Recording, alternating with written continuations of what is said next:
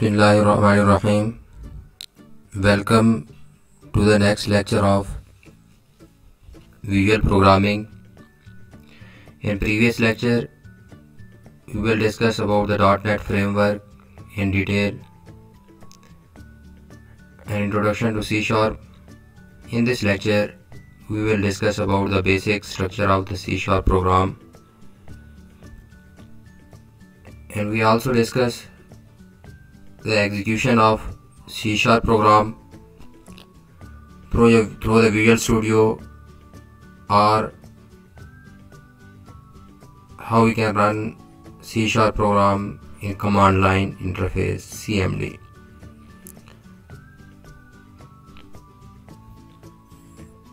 Our today lecture is about the introduction C#, basic structure of C#, writing the application in C#, and executing the C# program in Visual Studio, or how we can write the application in Visual Studio.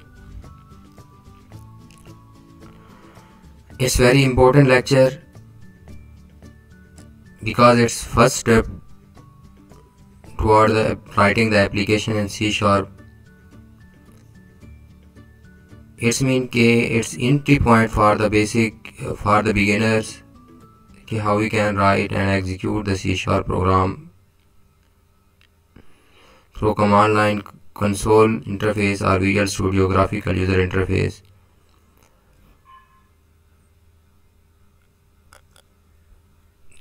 As you know, as we discussed in previous lectures, C# is a language that targets one and only one platform, namely .NET. That does not mean it's restricted to Windows. There are no .NET implementation on other operating systems, including Linux. It means C# is also implemented on Linux and other operating systems. It's not only for the Windows operating system. As you know, as we study in previous subjects, object-oriented programming, C# is an object-oriented programming. We should grip on the object-oriented programming concept because we use all object-oriented programming concept in C# programs. C# derives its power from the .NET and the framework class library. The most similar language to C# is Java. There are a number of striking similarities, but there is one fundamental difference between Java and C#. Java runs on virtual machines and is interpreted. C# program run in native machine code, mean कि हमारी जैसे we can say that it's a we can create desktop applications which run on the native machine, not on the virtual machine. And Java program run on the virtual machine. This is because of the power of the .NET and leads to much more efficient program, because the program of the C# or application of the C# run on the native machine.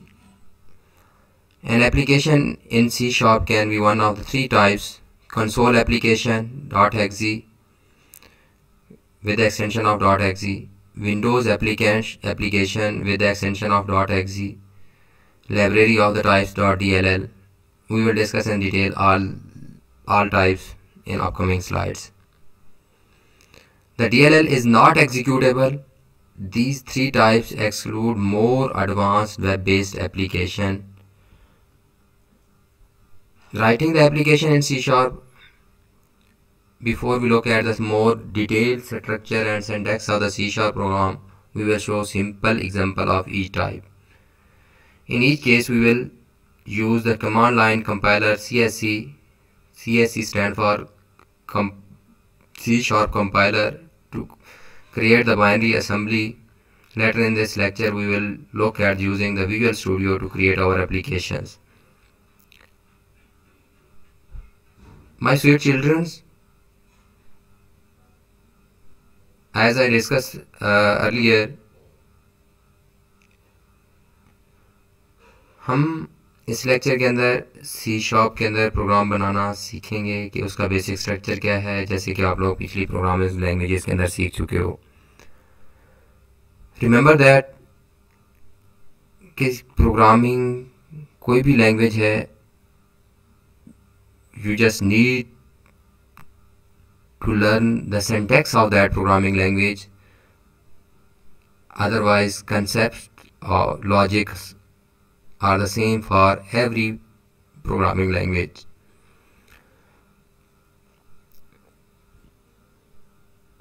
तो इस lecture के अंदर हम यही सिर्फ syntax देखेंगे कि basic structure कैसा है, कैसे आप लोग सी शार्प के अंदर प्रोग्राम लिख सकते हो। बाकी आप लोग ऑब्जेक्ट ओरिएंटेड प्रोग्रामिंग के बारे में पहले वो डिटेल के अंदर देख चुके हो, और हमने ये इसके कंपाइलर्स के बारे में देखना है कि हम सी शार्प का प्रोग्राम कैसे रन कर सकते हैं। Writing the application in C sharp, a C sharp program consist of the following parts. C sharp का जो प्रोग्राम होगा, जो भी हम प्रोग्राम बनाएंगे उसके ये कुछ हिस्से होंगे, जैसे कि हमारे पास नेम स्पेस डिक्लेरेशन है, ठीक है। इसी तरह क्लास है, सबसे पहले ऊपर हमारे पास नेम की स्पेस डिक्लेरेशन होगी। What's that mean name space? Name space consist of classes. इसी तरह क्लास, उसके बाद क्लास होगी, क्योंकि C sharp is a pure object oriented programming language, so everything is implemented in the class. हर चीज़ हम किसके अंदर इम्प्लीमेंट करेंगे? क्लास के अंदर इम्प्लीमेंट करेंगे, फिर देन हम उसको एज ऑब्जेक्ट के तौर पर यूज़ करेंगे। क्लास मेथड, जैसे आप लोगों ने ऑब्जेक्ट ओरिएंटेड पढ़े होंगे तो हमारे पास डाटा मेंबर्स होते हैं, मेंबर फंक्शंस होते हैं या मेथड्स होते हैं, इनके फंक्शंस होंगे हर क्लास के अंदर। क्लास एट्रीब्यूट्स मीन के वेरिएबल्स होंगे, इसके अंदर मेन मेथड होगा जिसके अंदर हमारी एग्जीक्यूशन होती है, which is the entry point of the program execution, कि हमारा जहाँ प्रोग्राम एग्जीक्यूट होगा तो ये उसका क्या है? एंट्री पॉइंट है। इसी तरह हमारे पास स्टेटमेंट्स एंड एक्सप्रेशन, हमारे स्टेटमेंट्स होंगी, एक्सप्रेशन होंगे, इसके अंदर कमेंट्स होते हैं। प्रोग्राम के अंदर आप लोग कमेंट्स के बारे में भी पहले पढ़ चुके हो कि हमारे कमेंट्स क्या होते हैं, ठीक है। इसी तरह हमारे पास मैंने आप लोगों को बताया कि हमारे पास तीन तरह की, हमने ऊपर एप्लीकेशन पढ़ी हैं कि हमारे पास तीन तरह की एप्लीकेशन होंगी। एक कंसोल एप्लीकेशन होगी, the simplest application without graphical interface, mean के हमारे कमांड लाइन इंटरफेस के अंदर होगी। इसके बाद विंडोज़ फॉर्म एप्लीकेशंस हम बिल्ड कर सकते हैं सी शार्प के अंदर। विंडोज़ फॉर्म एप्लीकेशन के अंदर हमारे पास क्या होगा? Application with the graphical interface based on the Windows form state framework, कि हमारे पास जो विंडोज़ फॉर्म फ्रेमवर्क को यूज़ करते हुए हम क्या करेंगे? ग्राफिकल यूज़र इंटरफेस की बेस पर बनाएंगे। इसी तरह हमारे पास application with graphical interface based on the Windows presentation foundation class library होगी हमारी, जो हम डिटेल के अंदर पहले पढ़ चुके हुए हैं। तो मेरे बच्चे, आप लोग जब गौर से ये लेक्चर सुनेंगे तो होप सो आप लोगों को ये चीज़ें समझ आएंगी कि हमने किस तरह अपना प्रोग्राम बनाना है, किस तरह चीज़ें इम्प्लीमेंट करनी है। First we discuss writing the application in C sharp program example. एक कंसोल एप्लीकेशन, हमने सबसे पहले कंसोल एप्लीकेशन एक बनाते हैं, कोई एक छोटी सी प्रोग्राम बनाते हैं। Starting this example inputs a number from the console and display the square root back to the console. तो हमने यहाँ पे ये देखना है कि हम एक कंसोल एप्लीकेशन बना रहे हैं, ठीक है, जो हमारे यूज़र से एक नंबर लेगा और उसका स्क्वायर रूट हमें प्रिंट करा देगा। Use a simple iterative algorithm rather than calling a math library. अब हम इसके अंदर मैथ की लाइब्रेरी के अंदर हमारा मेथड होता है, एक फंक्शन बनाया हमें बिल्ट इन मेथड मौजूद है जिसके अंदर हम जो हमें स्क्वायर रूट कैलकुलेट कर देता है, लेकिन हम वो ही नहीं यूज़ कर रहे हैं। हम अपने एक लॉजिक, अपना प्रोग्राम, अपना आइटरेटिव स्ट्रक्चर लूप्स वगैरह यूज़ करेंगे। मेरे बच्चे, जो हमारी सी शार्प है, ठीक है, या .NET फ्रेमवर्क है, इट्स टू मच रिच कि हमें इतना ज़्यादा इसका कोड नहीं लिखना पड़ता। हमें जब आगे देखेंगे, मैं आप लोगों को समझाऊंगा, तो हमें ड्रैग एंड ड्रॉप मीन के अगर हम यहाँ पे देखते हैं कोई भी मेथड क्लिक करते हैं और ऐड हो जाता है। बहुत ज़्यादा हमारे पास क्लास लाइब्रेरी मौजूद है, FCL फ्रेमवर्क क्लास लाइब्रेरी, जिसके अंदर हज़ारों मेथड्स मौजूद हैं, हज़ारों क्लासेस मौजूद हैं और उनके अंदर मेथड्स मौजूद हैं जिनको हम कॉल करके अपना काम करा सकते हैं। तो ये हमारे पास एक प्रोग्राम है, हम इसको देख लेते हैं ज़रा कि ये बेसिक है। हमारे पास यूजिंग नेम स्पेस, ठीक है, हमारे पास इसके अंदर क्या यूज़ हो रही है। सबसे पहले हमारे ये यूजिंग क्या है हमने ये देखना है, ठीक है, और इसकी नेम स्पेसेस यूजिंग हमारे पास एक कीवर्ड है। यूजिंग का कीवर्ड हम क्या करते हैं, यूज़ करते हैं किस मकसद के लिए यूजिंग का कीवर्ड यूज़ होता है, ठीक है। ये हम जब भी कोई भी ठीक है, हम क्या करेंगे यहाँ पे, जैसे ये सिस्टम लाइब्रेरी है, ये सिस्टम हमारे पास, हम क्या कर नेम स्पेस इसके अंदर शामिल करना चाह रहे हैं। ठीक है, तो ये हम क्या करेंगे, यूजिंग बहुत सारे यूजिंग्स होंगे हमारे पास एक C# प्रोग्राम के अंदर, जो अगली स्लाइड्स के ऊपर मैं बताता भी हूँ। इसी तरह नेम स्पेस, ये हमारी नेम स्पेस है जो हम अपनी बना रहे हैं, स्क्वायर रूट ऐप। ठीक है, ये मेरी एक नेम स्पेस है। इसी तरह क्लास स्क्वायर रूट हमने क्लास के अंदर बनानी है, हर चीज़ हमारी क्लास के अंदर इंप्लीमेंट होगी। तो यहाँ इसका स्ट्रक्चर यही होगा कि आपने क्या लिखना है मेरे बच्चे, यहाँ पे क्लास का कीवर्ड और उसके बाद कोई ना कोई क्लास बनानी है जो आप प्रोग्राम बना रहे होंगे। तो हमारे उसके बाद हमारा मेन फंक्शन भी, मेन मेथड भी, अभी तक आप लोगों ने जो C++ पढ़ते आए हैं उसमें ये देखा होगा कि हमारा मेन मेथड, ठीक है, हम क्लास के अंदर इंप्लीमेंट नहीं करते थे, अलहदा से इंप्लीमेंट होता था। बट इन C#, ठीक है, because it's the pure object oriented programming language, we implement the main method also in the class, कि हम एक मेन मेथड भी अपना किसके अंदर इंप्लीमेंट करेंगे, क्लास के अंदर इंप्लीमेंट करेंगे। तो ये इसका स्ट्रक्चर है। मीन कि हमारे पास हम यहाँ पे क्लास स्क्वायर रूट, ठीक है, और इसी तरह स्टैटिक का मतलब ये है कि हम you people know that when you create any method in a class you must create the object of that class and then invoke that method through the object.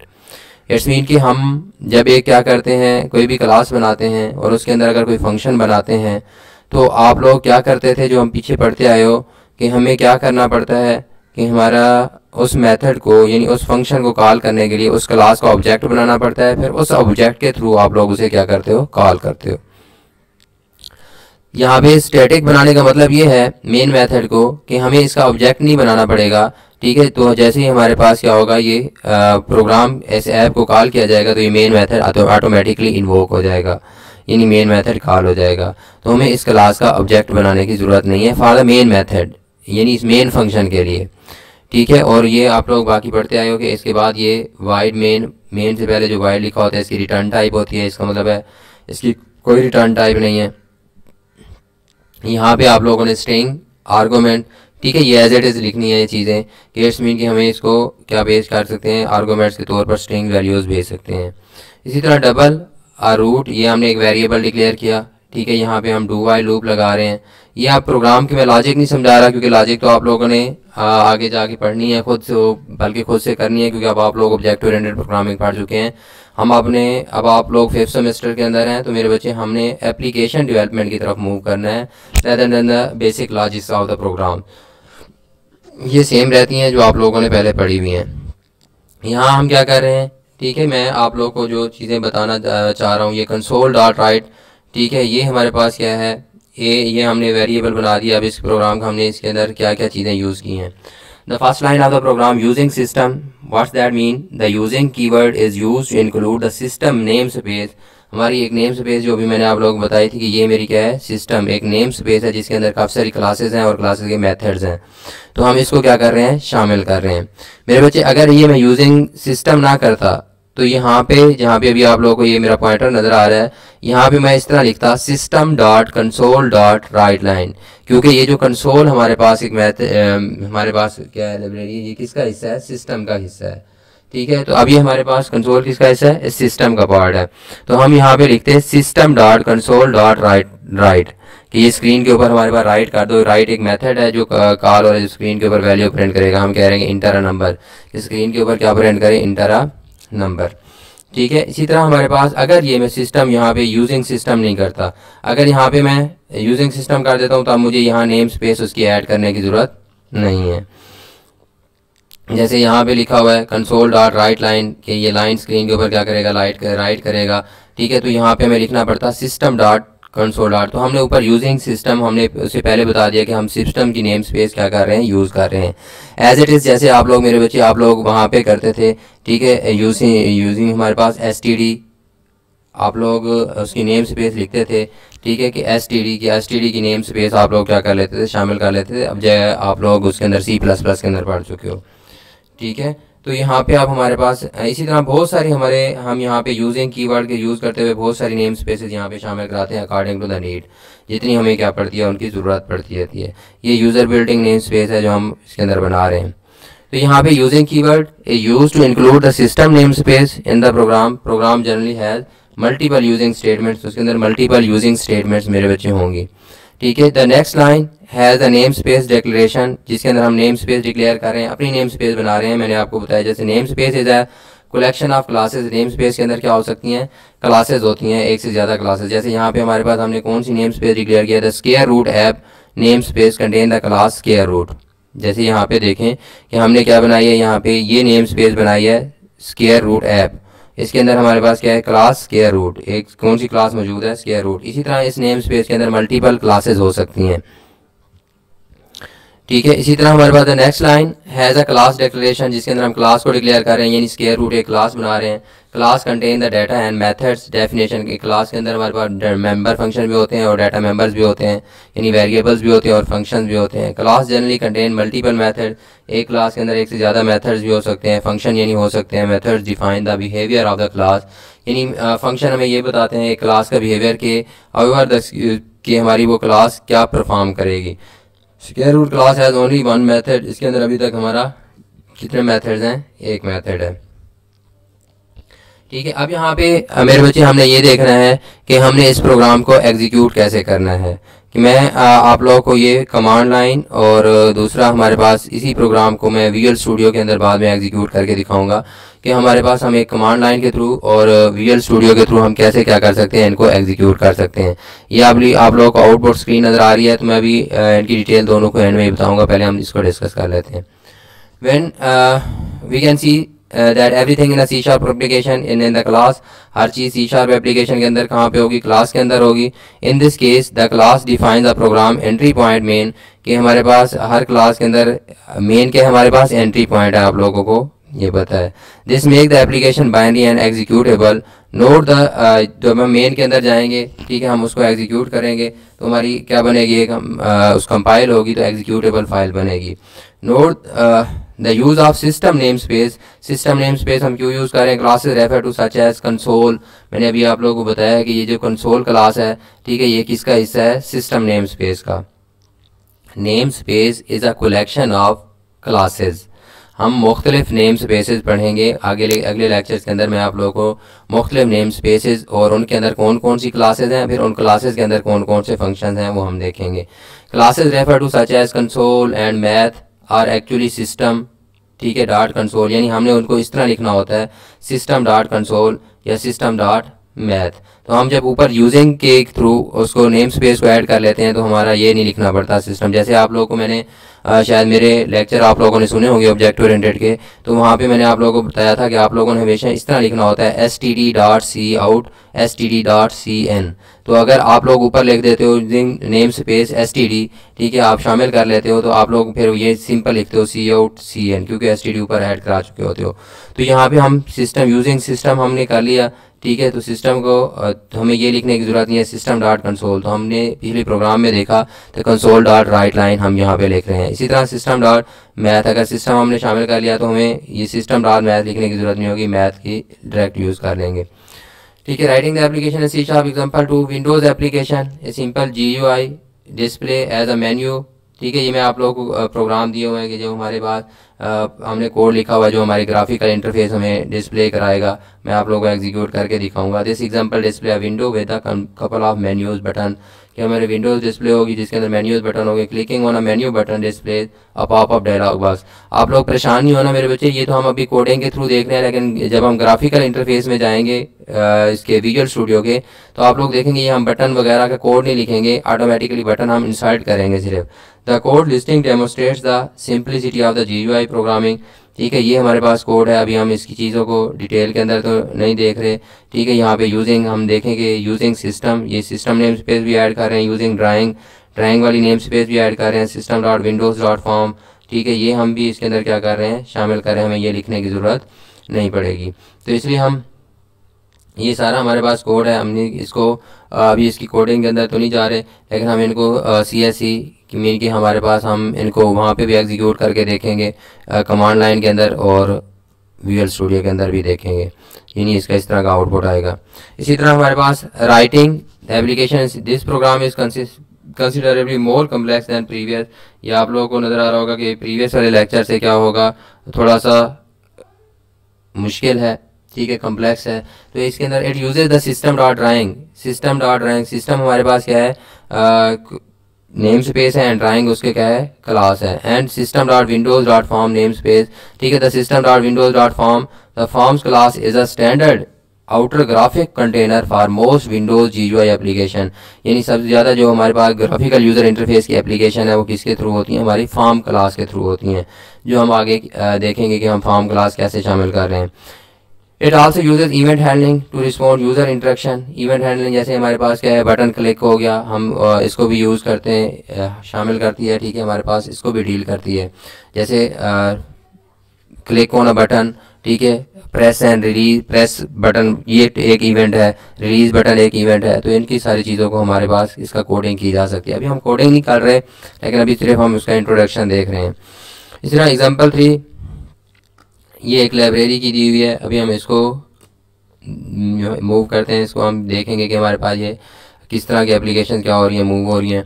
इसी तरह अब हम यहाँ पे ये देखते हैं कि ये तो हम विजुअल स्टूडियो के अंदर कैसे एप्लीकेशन मूव हो सकती हैं। विजुअल स्टूडियो मेरे बच्चे, मैंने आप लोगों को एक वीडियो भी दी हुई है, ठीक है। विजुअल स्टूडियो के अंदर आप लोगों ने उसको, मैं आज दोबारा भी लिंक शेयर कर दूंगा कि आप लोग विजुअल स्टूडियो इंस्टॉल करें। विजुअल स्टूडियो अगर इंस्टॉल नहीं हो रहा तो मुझे बताएं, मैं आप लोगों को विजुअल स्टूडियो मेरे बच्चे सेंड कर देता हूँ, उसका लिंक मैं आप लोगों से शेयर कर देता हूँ, उसका क्रैक भी होगा और उसका तरीका भी मैंने वहाँ पर आप लोगों को बता दिया हुआ है। तो Visual Studio VS.NET is an integrated development environment IDE. It includes a source code editor जिसके अंदर हम कोड ऐड कर सकते हैं, usually pretty fancy ones containing the language help features, software project management tools जिसके अंदर हमारे पास software project management tools हमारे पास वहाँ मौजूद है। Visual में ऑनलाइन हेल्प है, डीबगिंग यानी हम एरर्स को ढूंढ सकते हैं, रिमूव कर सकते हैं। GUI डिज़ाइन टूल्स हमारे पास मौजूद हैं, और इसके अलावा भी बहुत सारे फीचर्स हैं विजुअल स्टूडियो के, जो मैं आप लोगों को एक वीडियो में ऑलरेडी विजुअल स्टूडियो के ऊपर बना चुका हूँ, लेक्चर्स अवेलेबल हैं। Creating a new project give the user the option of the language and project type. कि आप लोगों को मीन के इसके अंदर आप लोगों ने कैसे बनाना होता है, वो उसका तरीका बता रहा हूँ कि आप लोगों को ऑप्शन, जैसे ही उसके अंदर कोई एक नया प्रोजेक्ट क्रिएट करोगे, यानी कैसे करना है वो मैं आप लोग करके भी दिखाऊंगा कि न्यू प्रोजेक्ट कैसे क्रिएट करना है, ठीक है। और उसके अंदर आप लोगों को ऑप्शन देगा कि कौन सी लैंग्वेज यूज़ करनी है, विजुअल बेसिक है, C++ है, C# है, J# है, ठीक है। Console, Windows, class library, active web pages और अदर सर्विसेज या दूसरी सर्विसेज क्या कर रहे हो, यूज़ कर रहे हो, ये ऑप्शन आप लोगों को मिलेंगे वहाँ पे। अब मेरे बच्चे यहाँ पे देखें कि जैसे यहाँ पे आप लोग न्यू प्रोजेक्ट के ऊपर क्लिक करेंगे, फाइल के ऊपर क्लिक करेंगे और उसके अंदर ऑप्शन आएगा न्यू प्रोजेक्ट का। तो जैसे न्यू प्रोजेक्ट के ऊपर हमने क्लिक करेंगे तो ये हमारे पास ऑप्शन आएंगे। तो हमारे पास लेफ्ट इसके अंदर हमारे पास पेन के अंदर हमने क्या सिलेक्ट करना है, विजुअल C#। तो विजुअल C# जैसे हम क्या करेंगे, क्लिक करेंगे तो हमसे पूछ रहा है कि विंडोज़ या वेब कौन सी आप लोगों ने यूज़ करना है। तो राइट हमारे पास कॉर्नर में हमें पास क्या मिल गया, कंसोल एप्लीकेशन, ठीक है। ये काफ़ी सारी मौजूद हैं, विंडोज़ फॉर्म एप्लीकेशन है, विजुअल C# में बना सकते हैं। तो हम आगे देखेंगे, हम ये विंडोज़ फॉर्म एप्लीकेशन यूज़ करेंगे, लेकिन अभी हम सिंपल कंसोल एप्लीकेशन चूज़ कर रहे हैं, क्योंकि हमने ये देखना है कि how you can execute the program in visual studio. Visual studio के अंदर हम कैसे प्रोग्राम क्या कर सकते हैं, एग्जीक्यूट कर सकते हैं। इसी तरह हमारे पास जब ये आप लोग यहाँ से कंसोल एप्लीकेशन क्या करेंगे, चूज़ करेंगे, ठीक है। उसके बाद हमने क्या लिखना है वहाँ पे, कंसोल एप्लीकेशन यूज़र नेम, उस लोकेशन के आपने कहाँ सेव करना है, और उसके बाद क्या लिख देंगे, उसका ओके के ऊपर क्लिक कर देंगे। यानी ये नाम और जो भी आप लोगों का प्रोजेक्ट का नेम है, और यहाँ पे लोकेशन की कहाँ पे आपने कंप्यूटर में सेव करना है, और ओके के ऊपर क्या कर देंगे, क्लिक कर देंगे। तो यहाँ पे आप लोगों ने जो भी चूज़ किया है टाइप, विजुअल C# है, project for creating a command line application, console क्योंकि आपने सेलेक्ट किया है तो वो बता रहा है कि कमांड लाइन एप्लीकेशन के अंदर है। वी कैन ग्रुप और projects under a common solution, कि हमारे पास काफ़ी सारे जो प्रोजेक्ट्स हैं वो एक ही कॉमन सोल्यूशन के अंदर, सोल्यूशन एक्सप्लोरर के अंदर ओपन होंगे। वो कैसे होंगे मैं अभी आप लोगों को दिखाऊंगा। Each application has just one solution, हर एप्लीकेशन का एक ही सोल्यूशन होगा हमारे पास, but may comprise many projects, लेकिन हो सकता है उसके अंदर एक से ज़्यादा प्रोजेक्ट्स मौजूद हों, क्योंकि ये प्रोजेक्ट्स आप लोगों से मैंने आप लोगों को .NET फ्रेमवर्क के अंदर बताया था कि हम डिफरेंट लैंग्वेजेस के अंदर क्या बना सकते हैं, कोड लिख सकते हैं, प्रोग्राम लिख सकते हैं। तो हमारा जो कॉमन लैंग्वेज रन टाइम है CLR, वो उसको क्या कर देता है, कंबाइन करके एक एप्लीकेशन बना देता है। तो हम यहाँ पे यही कह रहे हैं कि कोई भी एक एप्लीकेशन है या एक सिंगल सोल्यूशन जो एक कैन कंप्राइज प्रोजेक्ट्स, यानी उसके अंदर काफ़ी सारे प्रोजेक्ट्स हो सकते हैं जो कि डिफरेंट लैंग्वेजेस के अंदर लिखे हुए हों। Each project contain a number of files including source files, executable and XML files, कि हर प्रोजेक्ट के अंदर क्या क्या होता है, एक प्रोजेक्ट छोटी सी चीज़ नहीं होती, हमारे पास क्या हो सकती हैं, उसके अंदर सोर्स फाइल्स होती हैं, एग्जीक्यूटेबल फाइल्स हो सकती हैं और XML files containing the information about the project and resources. ठीक है, सोल्यूशन से मुराद क्या है, सोल्यूशन एक्सप्लोरर मैं आपको दिखाऊंगा। जैसे अभी ये स्लाइड्स खत्म करता हूं तो आप लोगों को प्रैक्टिकल की तरफ लेके जाता हूं, तो अब आप लोग देखेंगे क्या है। वी कैन ऐड, ठीक है, each of our previous 3 example application projects to a single solution learning C sharp. यानी हम तीनों प्रोजेक्ट्स जितने भी हमने पीछे देखे हैं उनको हम एक ही यानी विजुअल स्टूडियो के अंदर ओपन कर लेंगे, तो एक ही सी शार्प के अंदर क्या हो जाएंगे, सोल्यूशन के अंदर ऐड हो जाएंगे। Each project must be build compiled before executing and any of the project in a solution can be selected to be executed। हम कोई भी प्रोजेक्ट उसमें एग्जीक्यूट कर सकते हैं। अब आप यहाँ पे देख सकते हैं मेरे बच्चे कि यहाँ हमने एक प्रोजेक्ट बनाया है, ये मेरे पास क्या है, सोल्यूशन एक्सप्लोरर है। अब आप इसके अंदर देख सकते हो कि ये मेरे पास क्या है, प्रोजेक्ट्स मौजूद हैं जो हमने पीछे देखे हैं। मेन्यू टेस्ट स्क्वायर रूट वाला था और तीसरा हमारे पास स्क्वायर रूट क्लास वाला था। तो ये तीनों प्रोजेक्ट यानी एक ही जगह पे ओपन किए हुए हैं। अब इनमें से हमने कौन सा एग्जीक्यूट करना है उसको सिलेक्ट करेंगे, उसके ऊपर क्लिक करेंगे। मेन्यू वाला करना है, मेन्यू के ऊपर क्लिक करेंगे। स्क्वायर रूट वाला करना है, स्क्वायर रूट पे क्लिक करेंगे। स्क्वायर रूट क्लास वाला करना है, उसको उसके ऊपर क्लिक करके इनको एग्जीक्यूट करेंगे। तब हम इनको कंबाइन भी कर सकते हैं और एक ही एज एक सिंगल प्रोजेक्ट के तौर पर भी ले सकते हैं। वो हम स्टेप बाय स्टेप सीखेंगे तो हम अपना प्रोजेक्ट कैसे कंप्लीट कर सकते हैं। मेरे बच्चे, इस सब्जेक्ट को अभी तक मैं आप लोगों की क्लास से इतना सेटिस्फाइड नहीं हूँ क्योंकि आप लोग बिल्कुल ही काम नहीं कर रहे। ठीक है, इसी वजह से मैंने भी थोड़ा सा रिलैक्स हो गया था कि भाई अगर ये नहीं पढ़ना चाहते तो मैं थोड़ा अवॉइड करूँ, लेकिन मेरे बच्चे, मेरा तो फ़र्ज़ है, मैंने पढ़ाना है। इसलिए मैं आप लोगों को कह रहा हूँ कि आप लोग अपने आप से संजीदा हो जाएं, सीरियस हो जाएं और अपने लेक्चर्स गौर से सुने ताकि आप लोग अपना काम कर सकें, कुछ सीख सकें। It is a simple matter to reference our DLL। ठीक है, आप लोग फ्रॉम प्रोजेक्ट, यानी अगर हम कोई link library, dynamic link library भी उसके अंदर अटैच कर सकते हैं। We can check all the references के अंदर बेसिकली हमने क्या करनी है, कोई और लाइब्रेरी ऐड करनी है। इसका भी मैंने बनाया हुआ है कि लाइब्रेरी, एक लेक्चर बनाया हुआ है कि आप लोगों ने क्या करना है, डेटाबेस को कैसे कनेक्ट करना है, ओरेकल की डेटाबेस को अपने प्रोजेक्ट के साथ। तो उसके अंदर मैंने लाइब्रेरी, डेटाबेस को कनेक्ट कराने के लिए लाइब्रेरी DLL क्या की हुई है, ऐड कराई हुई है रेफरेंस के तौर पर।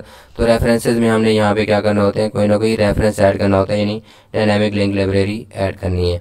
We can check all the reference that a project makes by expanding the references. यानी रेफरेंसेस को क्लिक करके हम सारे देख सकते हैं कि कौन कौन सी लाइब्रेरीज हमने इसके अंदर ऐड कराई हुई हैं। ठीक हो गया। जैसे यहाँ पे अब रेफरेंसेस के ऊपर क्लिक किया तो square root class, system dot date, system dot XML, ये हमने क्या की हुई है, इसके अंदर रेफरेंसेस के तौर पर ऐड कराई हुई है। कौन से प्रोजेक्ट के अंदर, स्क्वायर रूट वाले में। ठीक है, an important feature of the visual studio is its ability to enable the visual programming. हम इसके थ्रू विजुअल प्रोग्रामिंग कर सकते हैं। Essentially we can create fairly, ठीक है, sophisticated GUI, graphical user interface without writing the line of code. Code लिखे बगैर हम क्या कर सकते हैं, इसके अंदर प्रोग्राम बना सकते हैं, प्रोजेक्ट्स बना सकते हैं। वे सिंपली, ठीक है, add GUI component to an outer windows a form, यानी एक फॉर्म बनाते हैं और उसके ऊपर हम अपने कंपोनेंट यानी बटन वगैरह या टेक्स्ट बॉक्सेस वगैरह ऐड करते जाते हैं। And set up the properties of the component to get the required look and feel. Visual studio allow us to easily switch between code and design views. हम design views में चले जाते हैं तो कोडिंग लिखने के लिए, इसी तरह ग्राफिकल इंटरफेस के अंदर या कोड व्यू में उसका जाके कोड भी क्या कर सकते हैं, चेंज कर सकते हैं। वो मैं अभी तो नहीं, वो मैंने आप लोगों को बनाई हुई हैं चीज़ें। ठीक है, आप लोगों से स्टेप बाय स्टेप शेयर करूँगा ताकि आप लोगों की लर्निंग ईजी हो। मैं सारी चीज़ें एक साथ करना शुरू कर दूँ तो आप लोग के लिए डिफ़िकल्ट हो जाएगा। We will look more into visual programming in a future lecture. आगे विजुअल प्रोग्रामिंग को मजीद हम डिटेल के अंदर देखेंगे। ठीक है, C# is rich C based syntax much like C++ और जावा। ये C# का जावा और हमारे पास C++ के सिंटैक्स मिलता जुलता है, इतना कोई मुश्किल नहीं है। आप लोग C++ 2-3 सब्जेक्ट सेमेस्टर में पढ़ चुके हो, प्रोग्रामिंग फंडामेंटल में भी, ऑब्जेक्ट ओरिएंटेड के अंदर भी, देन डाटा स्ट्रक्चर्स के अंदर भी। Like Java, everything in C# is inside a class. ठीक है, जावा की तरह हमारे पास जो C# का सारा प्रोग्राम है वो किसके अंदर होंगे, एक क्लास के अंदर होंगे। We will only look at those C# languages issues which differ from those we are already familiar with. Pre-emptive types इसके अंदर कौन सी होती हैं, प्रीएम्प्टिव टाइप्स आप लोगों की कौन सी हैं, आप लोगों को पता है कि प्रीएम्प्टिव टाइप्स कौन सी होती हैं। इंटीजर है, फ्लोट है, ठीक है, करैक्टर है, ये हमारे पास क्या होती हैं, प्रीएम्प्टिव टाइप्स होती हैं जो पहले से बनाई हुई हैं। प्रोग्रामर में आप लोगों ने ऑब्जेक्ट ओरिएंटेड में भी इसका कंसेप्ट पढ़ा है, वो C++ में। तो मेरे बच्चे यहाँ पे प्रीएम्प्टिव टाइप्स होती है हमारी, integers, float, character, DTC। In C# they are part of the FCL framework class library के अंदर इनकी डेफिनेशन मौजूद है। So they are treated as object unlike in Java. ठीक है, ये एज ऑब्जेक्ट के तौर पर क्या होती हैं, ट्रीट होती हैं, but are used in the same way as a normal preemptive type. जैसे आप लोग जिससे यूज़ कर चुके हो इंटीजर, फ्लोट, ये उसी तरह यूज़ होंगी, लेकिन यहाँ पे हमारे पास एज अ ऑब्जेक्ट के तौर पर यूज़ होती हैं। So for example we can apply the normal arithmetic operators. हम इसके ऊपर क्या कर सकते हैं, नॉर्मल अरिथमेटिक ऑपरेटर्स भी क्या कर सकते हैं, यूज़ कर सकते हैं। तो मेरे बच्चे ये आज का ये C# का इंट्रोडक्टरी लेक्चर कि हम इसके अंदर आप प्रोग्राम कैसे एग्जीक्यूट कर सकते हैं, वो मैं आप लोगों को डिटेल के अंदर बताता जाता हूँ।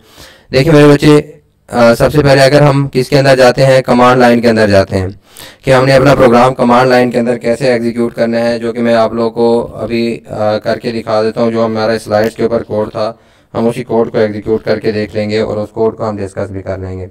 तो मैं सबसे पहले कमांड लाइन की तरफ हम मूव करते हैं कि कमांड लाइन इंटरफेस में हमारे पास क्या है। मैं यहाँ से किस में जाता हूँ, CMD कमांड लाइन। आप लोगों को पता है कि कमांड प्रॉम्प्ट में चले गए, ठीक हो गया मेरे बच्चे। यहाँ से आप लोगों ने चेक करना है CSC, जो हमारे पास C# कंपाइलर। अब मैं यहाँ पे CSC लिख रहा हूँ, तो मुझे कहता है is not recognise as an internal or external command. मैं यहाँ पे पहले से सेटअप क्यों नहीं किया हुआ, ये आप लोगों को सिखाने के लिए कि मेरे बच्चे अगर इस तरह का होगा तो आप लोगों ने क्या करना है। ठीक है, अब आप लोगों ने ये देखना है कि आप लोगों का C# जो कंपाइलर है वो कहाँ पे इंस्टॉल है। आप लोगों ने जैसे जावा का सेट वेरिएबल का मेरा एक वहाँ पे लेक्चर पड़ा हुआ है कि आप लोगों ने वेरिएबल का एड्रेस कैसे सेट करना है, परमानेंट कर लेना है। यहाँ पे मैं आप उसमें गया C में, मैंने आप लोगों ने देखना है कि विंडोज़ में यहाँ पे मेरे पास .NET फ्रेमवर्क कहाँ पे है, माइक्रोसॉफ्ट .NET मैंने देखना है। तो उस माइक्रोसॉफ्ट .NET के अंदर हमारे पास कंपाइलर होगा जो हमने यहाँ पे देखना है, माइक्रोसॉफ्ट .NET। तो यहाँ से मैं माइक्रोसॉफ्ट .NET के अंदर चला गया। मेरे बच्चे माइक्रोसॉफ्ट .NET के अंदर मेरा 64 वर्जन मैंने किया हुआ है, तो इसके अंदर इस फोल्डर में V4 के अंदर अब यहाँ पे देखें CSC जो मेरा कंपाइलर इंस्टॉल है, ठीक है, CSC वो यहाँ पे फाइल मौजूद होगी CSC। ये देखिए CLR भी यहाँ पे मौजूद है, ठीक है, जो आप लोग पढ़ चुके हो, common language run time ETMAN। ठीक है, यहाँ पे CSC.exe ये मौजूद है, कंपाइलर हमारे पास मौजूद है। मैंने इसका ये लिंक एड्रेस यानी क्या करना है, कॉपी कर लेना है, ठीक हो गया। मैंने इसका पाथ सेट कर देना है, यानी आप लोगों ने यहाँ से ये हर दफ़ा आप लोग करना पड़ जाएगा कि, लेकिन आप लोग अगर परमानेंट करना चाहते हो तो उसी तरह सिस्टम की प्रॉपर्टीज़ में जाके एडवांस सेटिंग में और इन्वायरमेंट वेरिएबल में वहाँ से आप लोग सेट कर लेंगे सेट। ठीक है, मैं क्या कहता हूँ, पाथ सेट करना है मैंने, तो कौन सा पाथ सेट करना है, मैंने इक्वल का निशान लगाया और इसका मैं क्या दे देता हूँ, पेस्ट कर देता हूँ। मैंने पाथ सेट कर दिया उसका, उस वेरिएबल का जब पाथ सेट हो गया, अब मैं चेक करता हूँ CSC। तो आप लोग यहाँ पे देखेंगे अब मुझे ये बता रहा है कि Microsoft visual C# compiler version कि ये हमारे पास क्या है, इंस्टॉल है, और कहाँ पे इंस्टॉल है, किस तरह इंस्टॉल है, ये सारी चीज़ें मुझे बता रहा है। ठीक है, अब मैं आप लोगों को यहाँ पे ये बताना चाहता हूँ कि मैंने क्या किया हुआ है, अपनी जो फाइल है वो यहाँ पे रखी हुई है। इस चीज़ को आप लोग पहले डिटेल के अंदर देखते जाएँ मेरे बच्चे कि मैंने D ड्राइव के अंदर अपनी एक फ़ाइल जो अभी आप लोगों को स्लाइड वाला प्रोग्राम था वो मैंने वहाँ पे रखा हुआ है। ठीक है, तो आप लोग ये सारी चीज़ें देखते जाइएगा। तो हमने यहाँ से ये मैं कहता हूँ CD और इसको स्लैश, अब हम किसी में चले जाते हैं D में, यानी जहाँ पे मैंने फ़ाइल रखी है उसका पाथ सेट कर रहा हूँ। ठीक है, अब D में मेरे पास कौन सा है फोल्डर, मैं कहता हूँ CD BZU लोधरा के नाम का फोल्डर था। चले जी, हम BZU लोधरा में चले गए। फिर मैं कहता हूँ CD, अब मेरे पास किसका जी फोल्डर है, BSIT के नाम का, तो हम उसमें चले गए। मैं कहता हूँ CD, अब मेरे पास किस चीज़ का फोल्डर है मेरे बच्चे, हाँ हमने टीचिंग डाटा, चलें जी टीचिंग डाटा का फोल्डर होगा, हम उसमें चले गए। उसके अंदर मेरे पास विजुअल प्रोग्रामिंग का फोल्डर होगा, हम उसमें चले गए। मैं एक साथ भी जा सकता था, ये आप लोगों को सिर्फ ये बता रहा हूँ कि हम किस तरह स्टेप बाय स्टेप भी जा सकते हैं। विजुअल प्रोग्रामिंग के अंदर मेरे पास लेक्चर्स का फोल्डर है, तो हम उसके अंदर चले जाते हैं, ये लेक्चर्स में चले गए। अब मेरे पास वहाँ पे लेक्चर 4 का फोल्डर है, लेक्चर 4, तो हम उसमें चले गए। ठीक है, अब मैंने जो प्रोग्राम यानी एग्जीक्यूट करनी है CSC हमने कंपाइलर यूज़ करते हुए, मैं कहता हूँ वहाँ पे मेरे पास किसी नाम के रखा हुआ है, मैं आप लोगों को दिखा भी देता हूँ बल्कि कि मेरे पास मैंने वहाँ पे फ़ाइल जो रखी हुई है। ठीक है, हम डी में गए, यहाँ पे हमारे पास BG वडोदरा का फोल्डर था, इसमें BSIT और इसमें टीचिंग डाटा।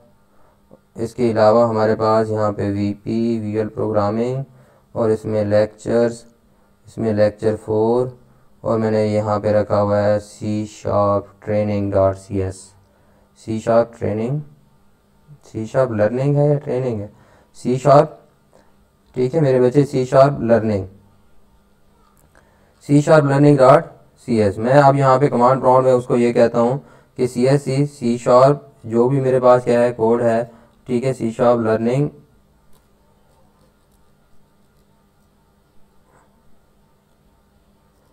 लर्निंग हमारे पास .cs।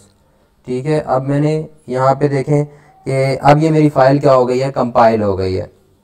ठीक हो गया, कंपाइल से मुराद इसको असेंबली लैंग्वेज के अंदर से उन्होंने क्या कर दिया, तब्दील कर दिया। अब मैं उसको क्या कर सकता हूँ, एग्जीक्यूट कर सकता हूँ, क्योंकि एग्जीक्यूटेबल फाइल बन गई है, एग्जी फाइल बन गई है।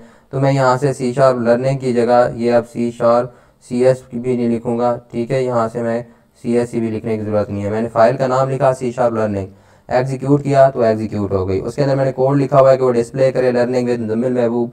ठीक है, जो आप लोगों को यहाँ पे नज़र आ रहा है, welcome to the C# learning and enter up number. हम एक नंबर इंटर करते हैं, सपोज 64। मैंने 64 इंटर किया, तो अब यहाँ पे देखें कि हमारे उसने क्या प्रिंट करके दे दिया, उसका स्क्वायर रूट प्रिंट करके दे दिया। ठीक है, अभी इसी फोल्डर के अंदर मैंने एक और फाइल रखी हुई है जो अभी आप लोगों ने देखी है लेक्चर 4 में, C# लर्निंग की हो गई, C# ट्यूटोरियल, यहाँ पे C# Windows GUI.cs, Windows GUI। तो हम उसको दोबारा कहते हैं कि भाई CSC इसको कंपाइल करो, विंडोज़ GUI.cs। CS ये एक्सटेंशन है C# की। ठीक है, ये मेरी फाइल क्या हो गई, एग्जीक्यूट हो, कंपाइल हो गई। तो मैं इसको एग्जीक्यूट करना चाहता हूँ, विंडोज़ GUI। ठीक है, अब यहाँ पे मुझे वो लिखने की ज़रूरत नहीं है। तो ये मेरी फ़ाइल क्या हो गई, एग्जीक्यूट हो गई। देखें उसके अंदर हमने ये कोड लिखा हुआ है जो हमारे पास फाइल, मैसेज बॉक्सेस और ये कोड काम कर रहा है। तो हमारे पास ये उन्होंने ये एक फॉर्म हमें डिस्प्ले करा दिया, एक बॉक्स डिस्प्ले करा दिया, एक विंडो डिस्प्ले करा दी। जो हमने ग्राफिकल उसके अंदर कोड लिखा हुआ वो कोड क्या हो गया, एग्जीक्यूट हो गया। तो मेरे बच्चे ये बताने का मकसद ये था कि ये कंसोल एप्लीकेशन हम कर रहा हूँ, कमांड प्रॉम्प्ट के ऊपर भी क्या कर सकते हैं, एग्जीक्यूट कर सकते हैं। और यही चीज़ें मैं किसके थ्रू कर सकता हूँ, जो मेरे पास क्या मौजूद है, विजुअल स्टूडियो मौजूद है, मैं उसके थ्रू भी कर सकता हूँ। अब मैं यहाँ से क्या जाता हूँ, विजुअल स्टूडियो।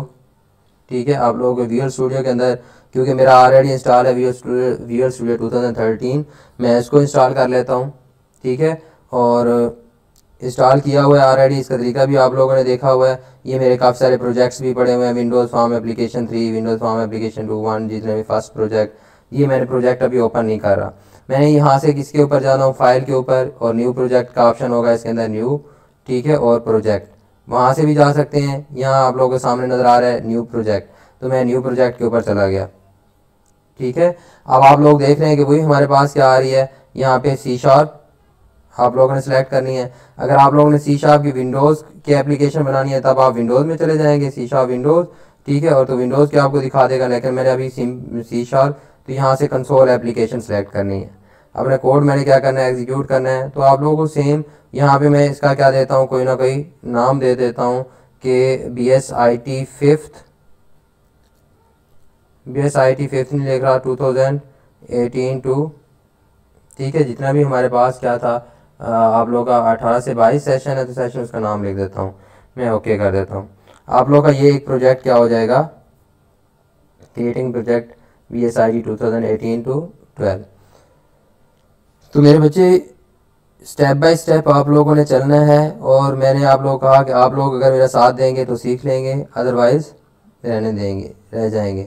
ये देखें, अब यहाँ से मुझे ये बाय डिफ़ॉल्ट को चीज़ें उसने दे दी हुई हैं, ठीक है। यहाँ से आप लोग देख सकते हो कि जो चीज़ें, जो सोल्यूशन एक्सप्लोरर की अभी हम बात कर रहे थे, उसके अंदर अभी एक ही प्रोजेक्ट है हमारे पास, BSIT 2018-12। उसकी प्रॉपर्टीज़ अभी कोई हमारे पास प्रॉपर्टीज़ नीचे बता रहा है, ठीक है। रेफरेंसेस अभी कोई नहीं है, रेफरेंसेस हमें सिंपल वही चीज़ें दिखा रहा है। C# प्रोग्राम को अगर आप लोग, ठीक है, program.cs, ये हमारे पास उसका प्रोग्राम है जो हमने क्या किया हुआ है, बनाया हुआ है, ठीक है। तो हमने जो C# का ये वाला प्रोग्राम, उसका नाम लिखा हुआ है। अब मैं इसका कोड क्या कर देता हूँ, BSIT 2000, और ये ऑटोमेटिकली क्रिएट हुआ है। देखें मेरे बच्चे, ये चीज़ें जो है ऑटोमेट नेम स्पेस BSIT 2018-12 ये प्रोजेक्ट। अब मैं चाहता हूँ नहीं, मैं इसको क्या करता हूँ, यहाँ से ख़त्म करता हूँ, और जो मेरा पास कोड है वो वाला कॉपी वहाँ से कॉपी करके मैं यहाँ पे पेस्ट कर देता हूँ, जो अभी हमने यहाँ से देखा था लेक्चर। मैं यहाँ पे GUI वाला कोड या फिर ट्रेनिंग वाला, C# ट्रेनिंग वाला कोड, इसको हम क्या करते हैं, राइट क्लिक करके मैं कहता हूँ एडिट, इसका कंट्रोल ऑल करके हम इसको कॉपी कर लेते हैं यहाँ से। ये मैं आप लोगों को बना हुआ वही कोड एग्जीक्यूट करके दिखा रहा हूँ ताकि आप लोग परेशान ना हो कि सेम चीज़ थी, ठीक है।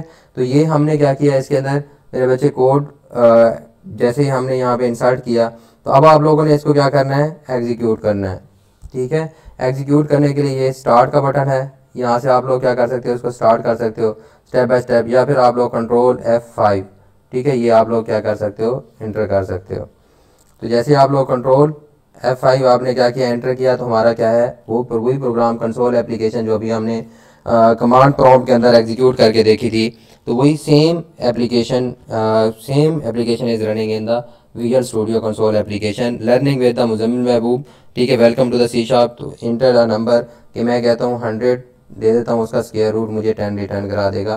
तो ये हमारे पास क्या है, हमने एक विजुअल स्टूडियो के अंदर हम कैसे प्रोग्राम को एग्जीक्यूट कर सकते हैं, C# प्रोग्राम को, और एक हम किसके अंदर, जो हमारा कमांड प्रॉम्प्ट के अंदर, ठीक है, हमारा CSC यानी C# कंपाइलर है, उसके अंदर हम कैसे एग्जीक्यूट कर सकते हैं, ठीक है। तो हमारे पास यहाँ से देखें कि हमने उसी तरह वही क्लास बनाई हुई है, रेफरेंसेस इसके कोई नहीं है, 0 है, हमें बता रहा है सारे स्टैटिक वाइड मेन आर्गूमेंट, ये मैं आप लोगों को बता चुका हूँ।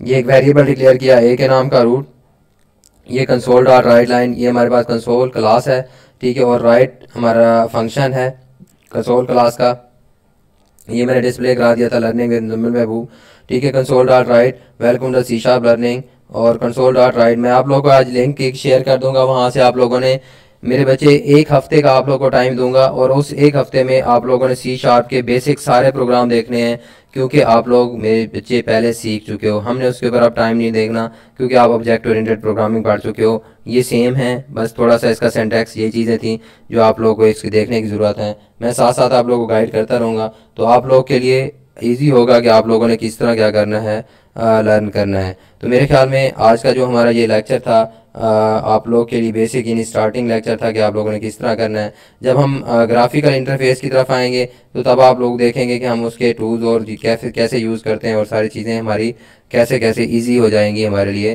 लेकिन ये सीखना मेरे लिए, आप लोगों के लिए बहुत ज़रूरी है। Wish you best of luck for upcoming lecture and for your this subject, very important subject. You can create your final year project, कि आप लोगों के फाइनल ईयर प्रोजेक्ट होंगे, आप लोगों ने एक प्रोजेक्ट बनाना होगा, तो आप ऐसे सब्जेक्ट्स पढ़ के, जैसे ये सब्जेक्ट आप पढ़ रहे हो, तो आप लोग अगर अच्छी तरह सीख जाएंगे तो आप लोगों को किसी दूसरे के पास अपना प्रोजेक्ट बनवाने जाने की ज़रूरत नहीं पड़ेगी। तो मैं आप लोगों को बार बार ये सजेस्ट करूँगा, तो आप लोग इसको देखते रहें और अपना फीडबैक देना मत भूलिएगा, लाइक कीजिएगा, कमेंट कीजिएगा, और अगर कोई इशू है, समझ नहीं आया, तो कमेंट कीजिएगा, तो वहाँ पे आप लोगों को रिस्पॉन्स मिल जाएगा। व्हाट्सएप ग्रुप में मैसेज कीजिएगा, तो वहाँ पे भी आप लोगों को इन चीज़ों का रिस्पॉन्स मिल जाएगा। और मेरे बच्चे मुझे बताइएगा, अगर आप लोगों ने ये, आप लोगों को विजुअल स्टूडियो आप लोगों के पास नहीं है, तो मैं आप लोगों से शेयर कर दूँगा विद क्रैक, ताकि आप लोग उसको ईजीली इंस्टॉल कर सकें। और आखिर में मेरी हमेशा की तरह आप लोगों से ये रिक्वेस्ट है कि दुआओं में याद रखिएगा कि अल्लाह ताला मुझे मेरा फ़र्ज़ अदा करने की तौफीक दे, ताकि मैं आखिरत में अल्लाह ताला के सामने सुरखरू हो सकूँ। अल्लाह हाफिज़, अल्लाह ने